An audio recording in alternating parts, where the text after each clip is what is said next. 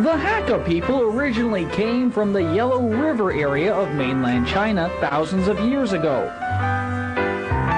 Over the years, they moved from place to place, making their way south to Guangdong. Perhaps their frequent moving is one reason they came to be known as the guest people, or 客家人.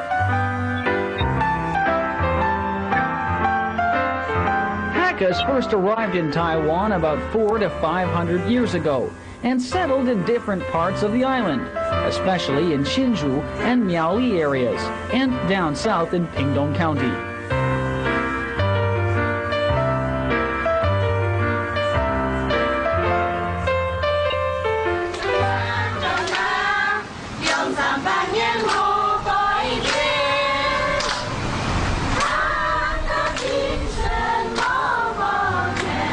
The Hakka people stuck together in their communities, and they fiercely upheld their traditions and customs. Hakkas in Taiwan maintained their own language, music, and of course food.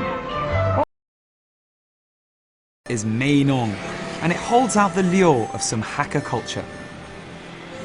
90% of Meinong's population claim Hakka ancestry, and the majority still speak their traditional language.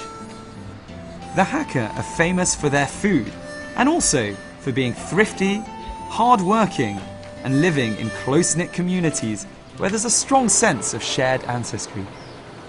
你好，你好，我叫马克。马。我是肖了。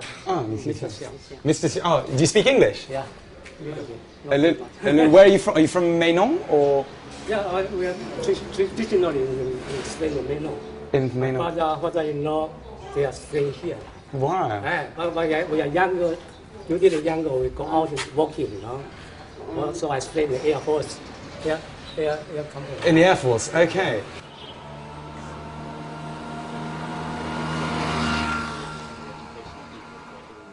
A traditional Hakka village is formed of numerous three-sided houses with a front wall, creating a compound.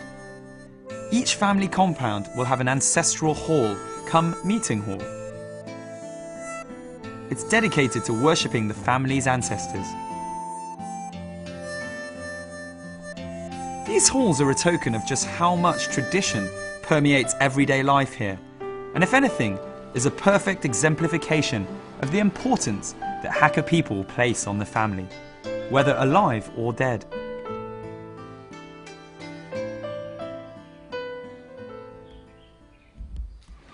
All right, been looking for this place. It's called the Sacred Word Tower. Now, in Hakka culture, education and words in particular are sacred. It's one of the most important things. So anything that's been written on, has characters or words, handwritten or printed, cannot be disposed of in a casual manner.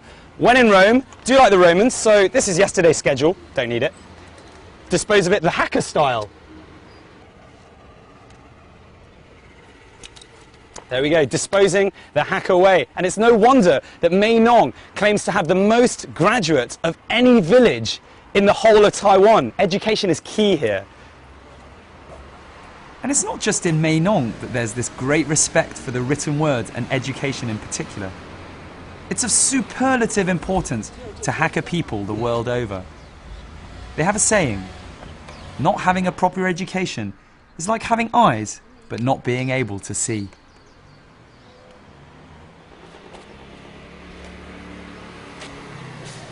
Right. Yep, I think I've got the right place. Whenever you come to the slightly less well-known villages like this one, bring a little guidebook. It's very useful. I found number 177. Let's go and have a look. 哎，你好，你好，这个是谢金赖的商店吗？你很有名，在我的书，是你的名字，所以猜不清楚，但是是你的名字，所以我来看，见过你。 Master tailor Xin Jilai was born in 1909. In 1930, he opened this shop, making traditional blue Hakka clothes. He passed on all of his expertise to his son and daughter-in-law, who are continuing the business. And it's a splendid way of keeping tradition alive. Much of the appeal is in the symbolism, which is inextricably linked to the way the clothes are designed, as the owner explains. 客家人参里面这个是像这个啊，这个叫做栏杆。栏杆里面它有3个吉祥物，第一个是太阳，第二个是蝴蝶，第3个是松柏。太阳，它本身就是告诫我们的子孙，就是日出而作，日落而息。蝴蝶它本身是围绕在我们身边最美丽的动物。蝴蝶它本身它也是象征的一个生命力的周延。松柏树就是坚韧不拔那个精神。Another of Mae Nong's claims to fame is the exquisite oil paper parasols made here in their traditional Hakka cultural village. It originated in 1924, where local folklore has it that a Mae Nong businessman visiting the Hakka stronghold of Chaozhou in Guangdong province came across a small shop selling umbrellas. Impressed by what he saw on display, he brought this form of Hakka culture back to Mae Nong. The character for umbrella in Chinese somewhat typifies the Hakka way. You can spot a family living happily together. To this day, mostly thanks to being a good gift, the Hakka umbrella culture still lives on. Finally,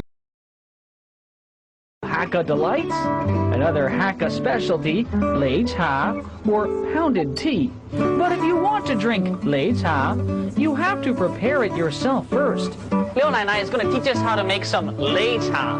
Now, Lei means pounded, but actually we're going to grind it. Okay, 这么做。就是这么做。就是这么做。啊。To start with, sesame seeds, beans, and peanuts are put in a bowl and pounded into a paste. Okay, now we're going to add, Then, powdered green tea and boiling water are poured in, creating a hot, thick, and tasty cup of tea.